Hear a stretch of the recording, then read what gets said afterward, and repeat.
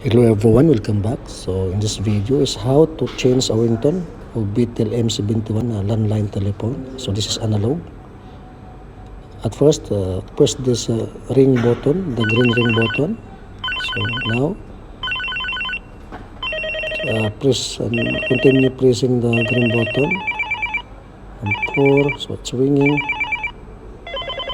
5, so different ringtone. 6, 7,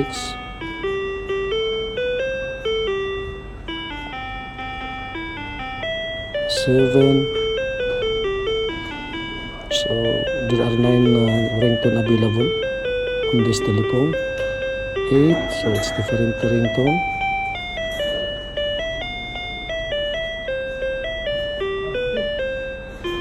9, so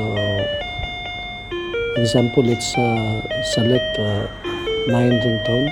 Press set to select number 9 ringtone. Let's try. Now this is the number 9 ringtone selected. So now it's ringing.